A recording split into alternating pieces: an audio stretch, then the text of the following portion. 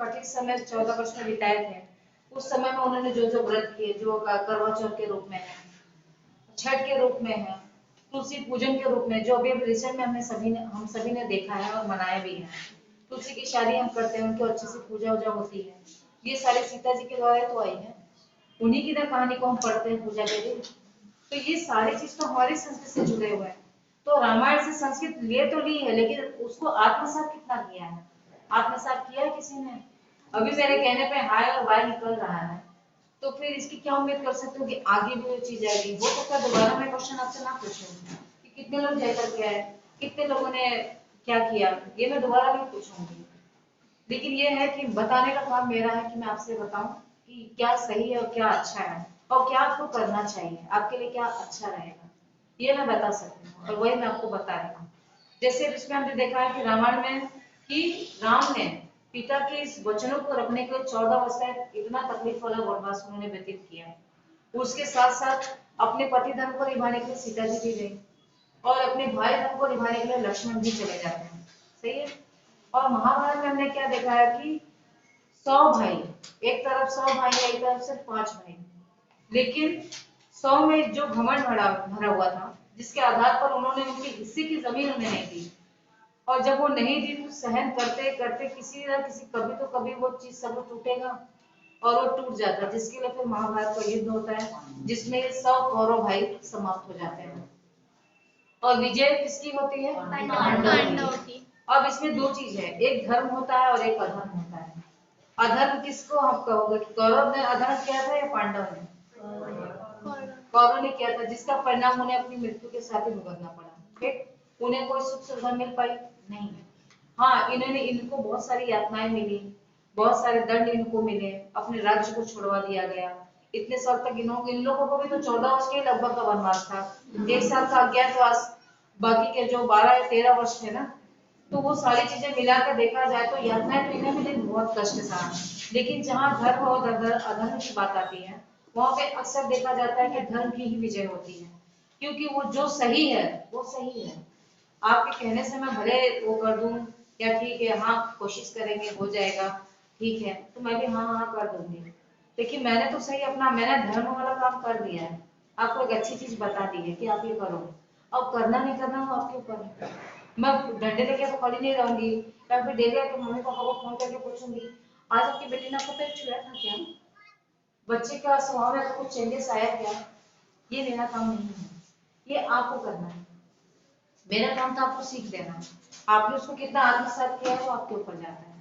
ठीक, तो ये जो सारी संस्कृति है वो हमारे पुराणों के द्वारा और हमारे जो घटित घटनाएं घट चुकी हैं भूतकाल में, उन चीजों के द्वारा जो आज भी पीढ़ी दर पीढ़ी चली जा रही है।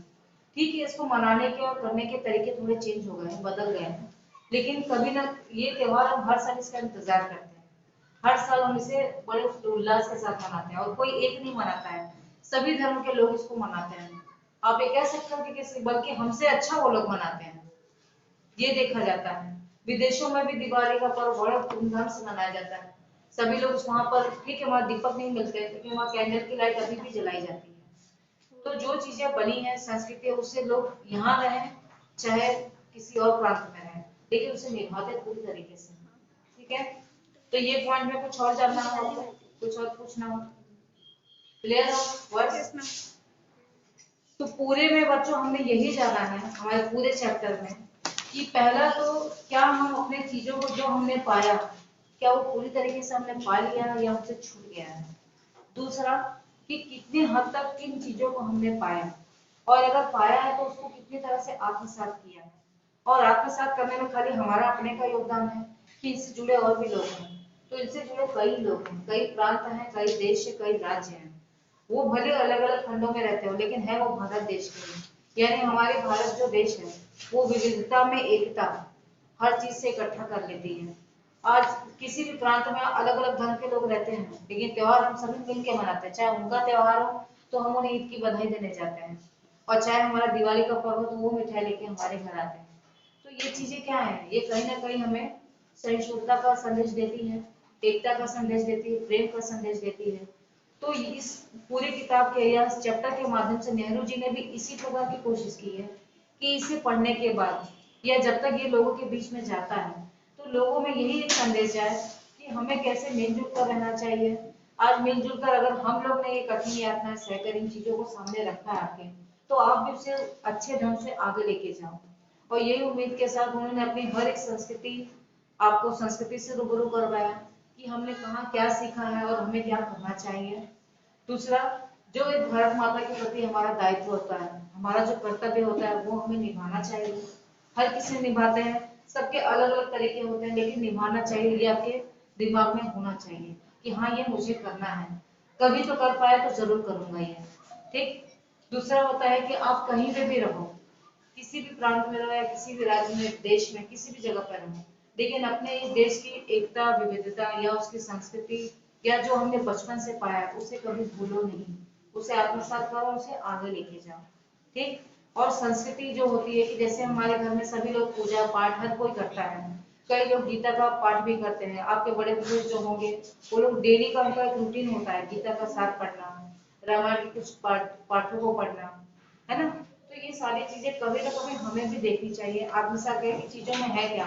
मानते हो कि वो संस्कृत में, लेकिन उसका अर्थ हिंदी में भी दिया होता है। तो चीजों को आत्मसात कीजिए, उनसे जुड़िए, क्योंकि ये चीजें ही आपको आगे ले जाते हैं, हो सकता है कोई बड़ी चीज आपको बनने में सहायक हो। ठीक है। तो हमारा चैप्टर 2 तलाश ये आज मैं यहाँ समाप्त करती हूँ। होप कि आपको अच्छे से पसंद में आया हो या आपको समझ में आया हो। अगर फिर भी आपकी कोई डाउट हो या कोई भी दिक्कत हो कि मैम ये पॉइंट नहीं क्लियर हुआ है या ये पॉइंट में मुझे दिक्कत आई है, तो प्लीज आप मुझे बोल सकते हो। और जो बच्चे मुझे ऑनलाइन देख रहे हैं वो मुझे कमेंट बॉक्स में बोल सकते हैं, तो आपको जो प्रॉब्लम आएगी मैं वहाँ पे आंसर आपको कर सकती हूँ। ठीक है। Thank you class.